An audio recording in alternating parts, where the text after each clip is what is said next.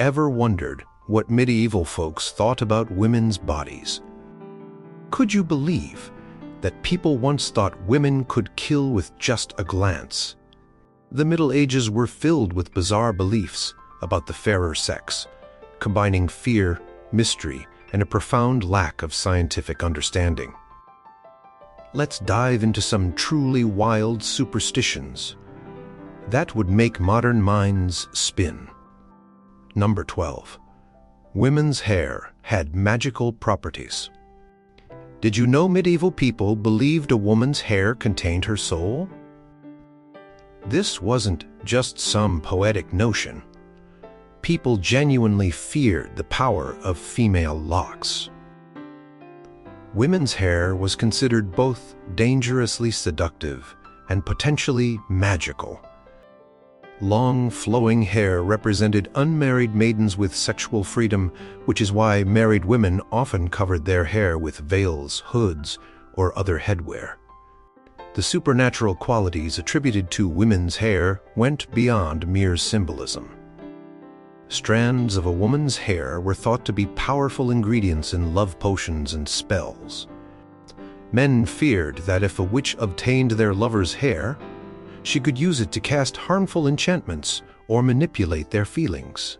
Some medieval medical practitioners even suggested that consuming burned female hair could cure certain ailments, though they warned it might have side effects. The church particularly fixated on women's hair as a source of temptation. Many religious texts warned about women using their locks to lure men into sin. Some medieval priests went so far as to preach that demons lived in women's long tresses, which explains the practice of covering women's hair in places of worship, a tradition that continued in various forms for centuries. Perhaps most bizarre was the belief that a woman's hair could continue growing after death. Gravediggers would occasionally report seeing hair emerging from graves, fueling superstitions that female vanity was so powerful it transcended death itself. Number 11. Menstrual blood could turn dogs rabid. Ever heard that menstrual blood had supernatural powers? Medieval folks sure thought so. Among the many peculiar beliefs about menstruation was the idea that menstrual blood could turn dogs rabid if they came into contact with it. This wasn't just idle gossip, but a widely accepted fact that appeared in numerous medieval medical and natural philosophy texts. The fear of menstrual blood ran deep in medieval society. People believed it could wither crops, tarnish mirrors, rust iron, dull blades, and cause all manner of misfortune.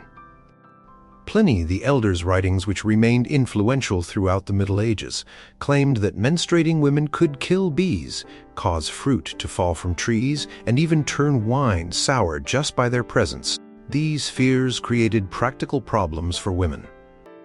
During their periods, many were prohibited from participating in food preparation, especially pickling, fermenting, or preserving foods.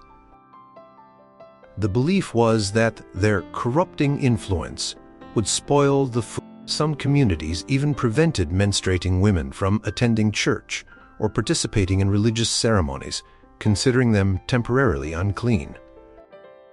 Medical practitioners of the time had particularly strange ideas about menstruation. Some believed that menstrual blood contained toxic vapors that could poison men during intercourse. Others thought the blood harbored tiny invisible creatures that would infect anyone who came near. These beliefs weren't just superstitions.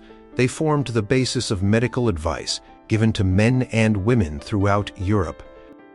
The rabies connection likely emerged because both rabid dogs and menstruation were associated with hot conditions in the medieval humoral theory of medicine. The connection reveals how deeply misogynistic fears were woven into supposedly rational medical knowledge of the era. Number 10. Women could poison men through sexual contact. Would you believe medieval physicians warned men about venomous women? In the Middle Ages, people genuinely feared that women could poison men through sexual intercourse. This bizarre belief stemmed from misguided understandings of female anatomy, combined with deep-seated misogyny. Medical texts from the period cautioned that women, especially menstruating ones, carried venoms within their bodies that could infect men during intimate contact.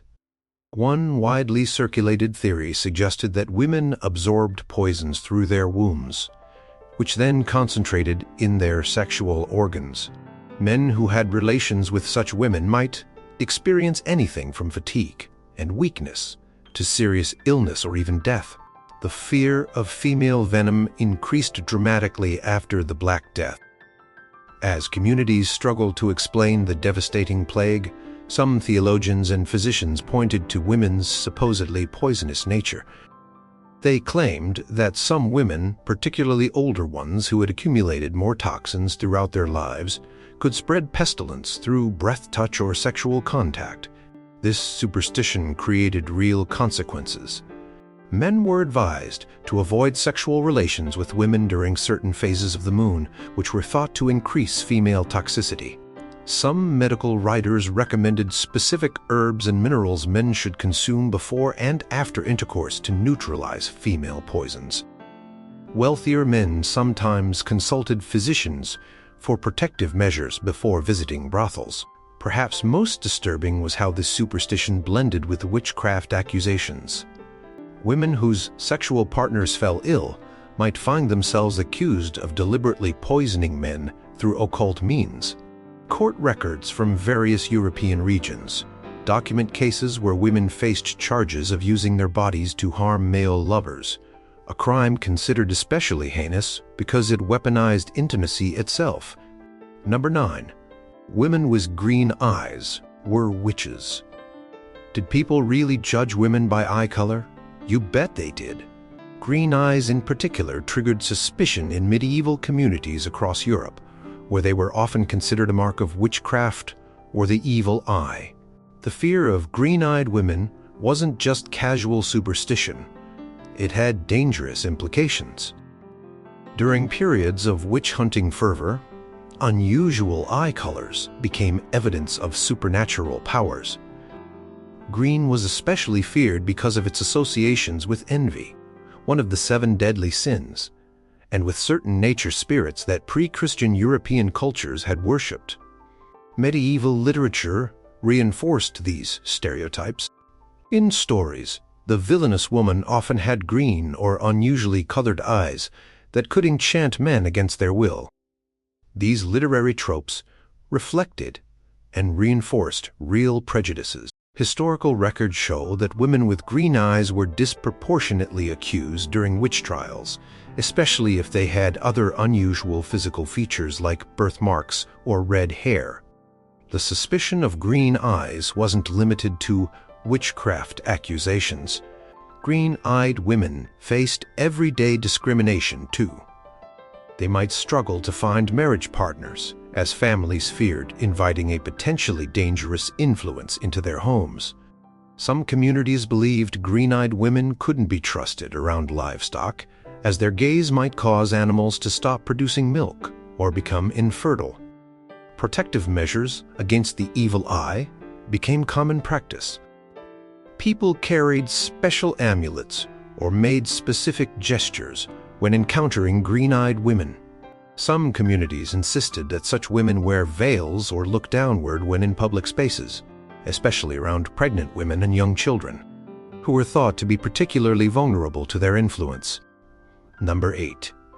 Pregnant women could mark their babies. Ever heard that a mother's experiences affect her unborn child?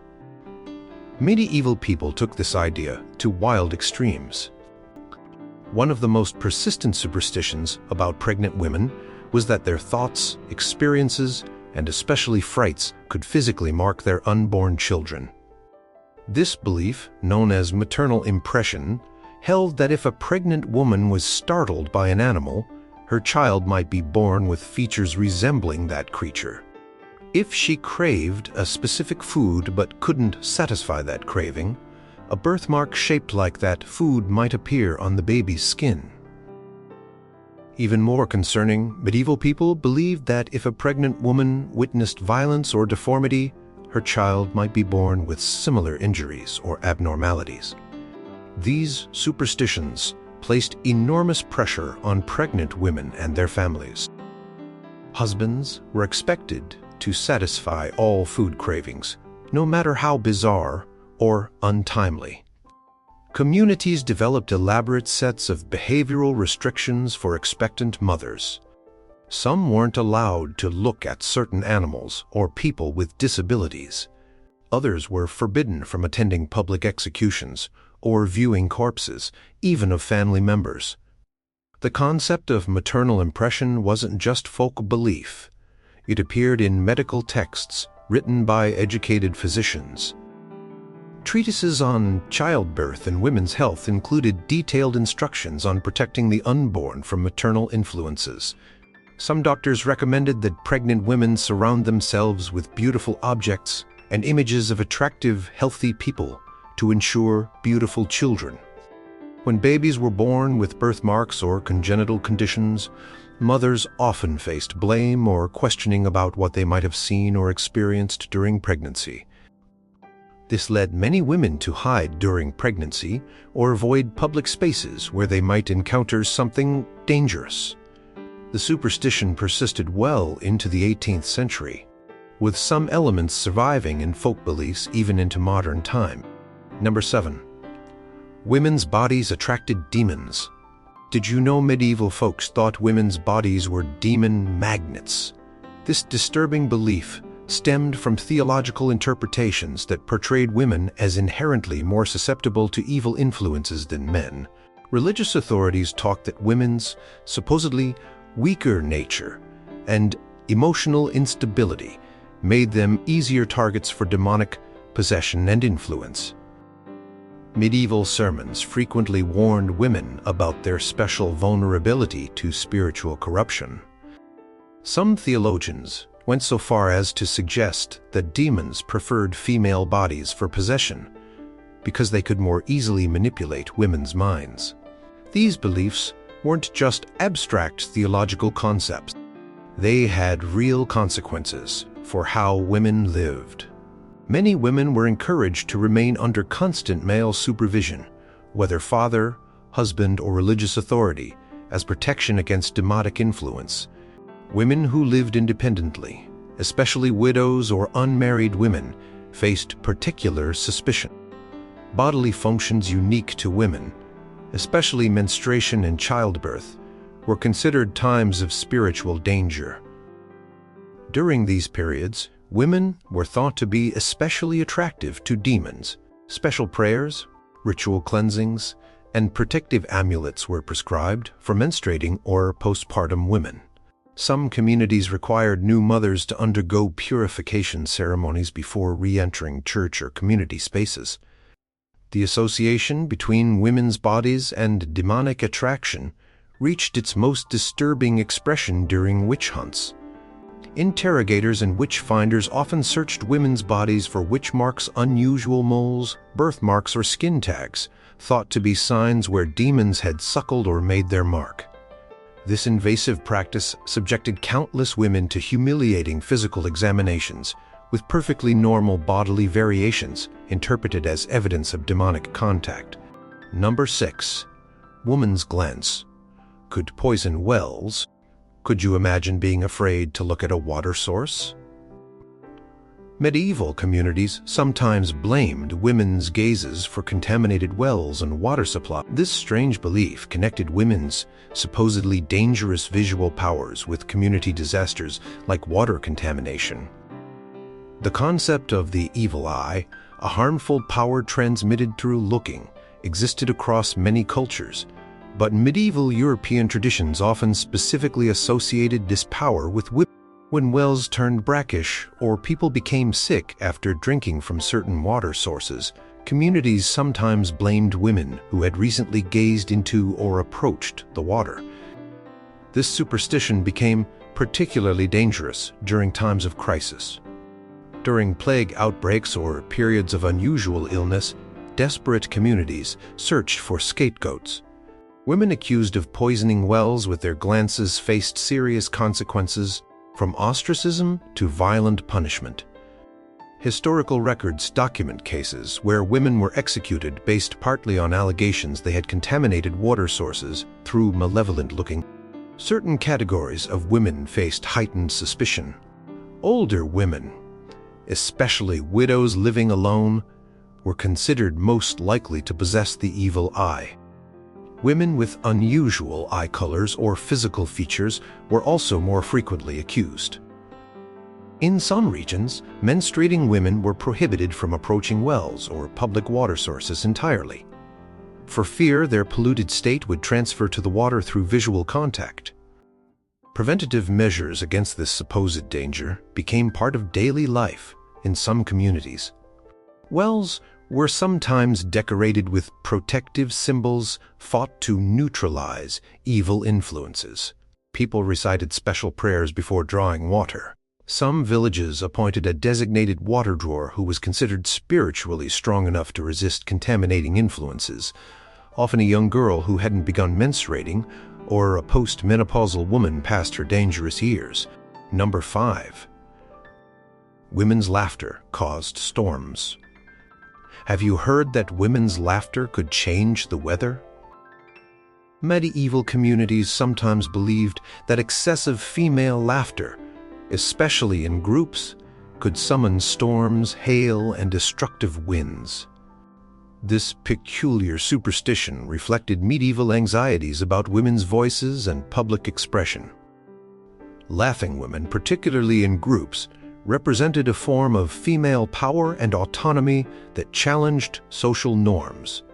By associating women's merriment with destructive natural phenomena, medieval culture effectively discouraged women from public displays of joy or community building without male oversight.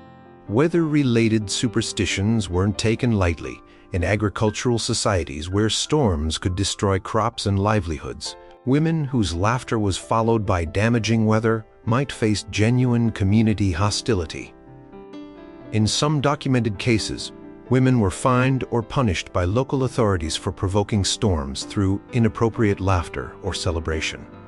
The connection between women's voices and weather disturbances appeared in various medieval texts. Religious sermons warned women against loud laughter, not just as a matter of propriety, but as a spiritual and community danger. Folk tales featured female characters whose laughter brought catastrophe, serving as cautionary examples for real women. Most disturbing were the witch trial connections. When investigating alleged witches, accusers sometimes cited instances where a woman's laughter preceded bad weather as evidence of her supernatural powers. One German witch trial from the late medieval period specifically mentioned the accused's thunderous laughter that supposedly summoned a destructive hailstorm destroying village crops. Number 4. Red-headed women had fiery temperaments. Ever wondered why redheads get stereotyped? This bias has medieval roots. The superstition that women with red hair possess particularly hot-tempered, passionate, and potentially dangerous personalities was deeply embedded in medieval European thought. This belief wasn't just casual stereotyping. It was supported by the prevailing medical theories. According to humoral medicine, red hair indicated an abundance of blood and heat in a person's constitution, which supposedly made women more lascivious, quick-tempered, and difficult to control. Medical texts warned that red-headed women were more likely to be sexually insatiable, rebellious against authority, and prone to violent outbursts. The consequences for red-headed women could be serious. They often faced marriage discrimination, with families reluctant to welcome a supposedly difficult woman into their household. Employment opportunities could be limited, especially for positions requiring trustworthiness or calm temperament. In some communities, red-haired women were excluded from certain religious ceremonies or responsibilities based on the belief they might disrupt sacred proceedings with their unpredictable natures. During witch hunts, red hair became dangerous evidence. Historical records from witch trials across Europe show that women with red hair were disproportionately accused and convicted of witchcraft. The fiery color served as visible proof of their supposedly dangerous nature and potential connection to hellfire. Some communities believed that red-haired women were more likely to have made pacts with the devil, who supposedly preferred women whose appearance already marked them as different. The red-headed temptress became a common literary and artistic trope. In medieval stories, red-haired female characters often represented temptation, danger, and moral corruption. These cultural representations reinforced real prejudices, creating a vicious cycle where art influenced social attitudes, which then inspired more negative artistic depictions. Number 3. Pregnant women could switch fetus genders. Could pregnant women change their baby's gender before birth? Medieval people thought so. One of the stranger pregnancy superstitions held that women could somehow influence or even change the gender of their unborn children through diet, behavior, or even the position they slept in. This belief wasn't just casual speculation. It appeared in serious medical and midwifery texts. Medieval physicians prescribed specific diets they claimed would produce sons: more red meat, wine, and hot spices for women who wanted boys, versus cooling foods like fruits, fish, and dairy for those hoping for girls. The underlying theory came from Aristotelian and Galenic medicine, which held that male babies developed in the warmer right side of the womb while female babies formed in the cooler left side. Sleep positions became an obsession for pregnant women and their families. Many believed that sleeping predominantly on the right side encouraged male fetus development, while left side sleeping promoted female development. Some medical authorities claimed that a woman could switch her baby's gender up until the 4th month of pregnancy through deliberate changes in sleep position, diet, and activity. The pressure to produce sons created genuine anxiety for medieval women. In societies where male heirs were strongly preferred for inheritance, political alliances, and family continuity, women often faced blame and sometimes rejection if they consistently bore daughters. These superstitions about gender influence gave women hope that they could control what was actually biologically determined long before birth. Some beliefs took even stranger turns. Folk traditions in parts of Europe suggested that mixing a drop of the father's blood into the mother's food would ensure a son, while others claimed that hanging the father's clothes on the right side of the bed would have the same effect. Midwives sometimes told women to wear certain gemstones or amulets to influence their baby's gender, creating a lucrative trade in pregnancy jewelry. Number 2. Women's bodies contained secret internal passageways. Did medieval doctors think women's bodies had mysterious internal connections? They absolutely did. One of the strangest anatomical superstitions involved the belief that women's bodies contained hidden internal passageways connecting different organs, particularly linking the womb to other parts of the body. Medical texts from the Middle Ages frequently described a direct connection between a woman's womb and her mouth. This imaginary pathway supposedly explained various female conditions. Physicians claimed that when a woman experienced hysteria, a catch-all diagnosis for emotional or psychological distress, it was because her womb had become wandering or displaced and was sending vapors up this internal channel to affect her brain and behavior. These anatomical misconceptions created bizarre treatments. Women suffering from reproductive issues might be told to place sweet-smelling substances near their mouths to lure the womb back into proper position. Conversely, foul-smelling substances might be placed near the genital region to repel the womb upward if it was thought to be dropping too low. Physicians sometimes instructed women to speak soothing words into their own vaginas, believing these words could travel through internal channels to calm an agitated womb. The belief in these internal connections extended beyond the mouth-womb pathway.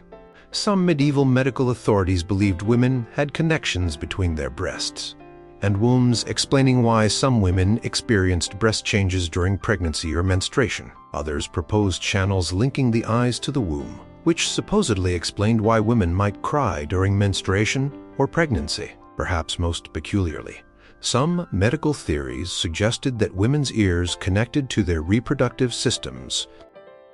This led to the practice of whispering certain words or prayers into women's ears during difficult childbirths, in the belief that these sounds would travel directly to the womb and encourage the baby to emerge safely. Number 1. Woman's gaze could kill or bewitch men.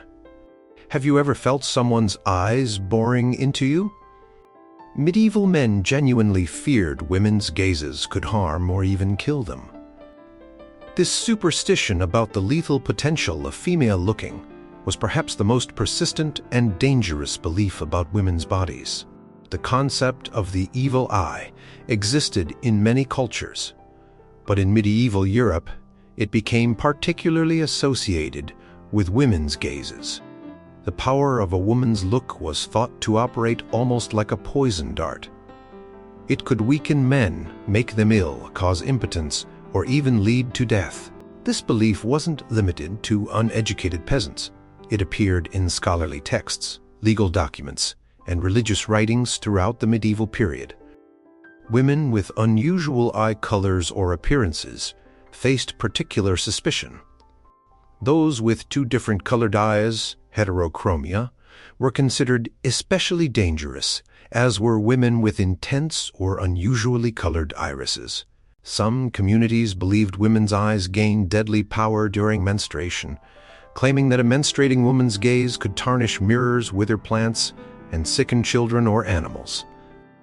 The fear of women's gazes created real social restrictions. In some regions, women were expected to lower their eyes in public, particularly when passing men of higher social status.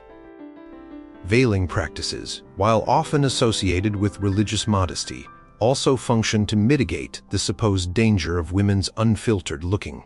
Some communities forbade women from attending certain events or entering specific spaces during their menstrual periods, partly due to fears about their temporarily enhanced visual powers. This superstition became deadly during witch hunts. The ability to harm through looking became a commonly cited power of suspected witches. Trial records frequently mention incidents where a woman's gaze preceded someone's illness or misfortune as evidence of witchcraft. Accusers would testify that they felt physical pain, weakness, or desire after being looked at by the accused woman, presenting these sensations as proof of magical attack. What does it say about a society when looking becomes dangerous? How many innocent women suffered because others feared the power of their gaze?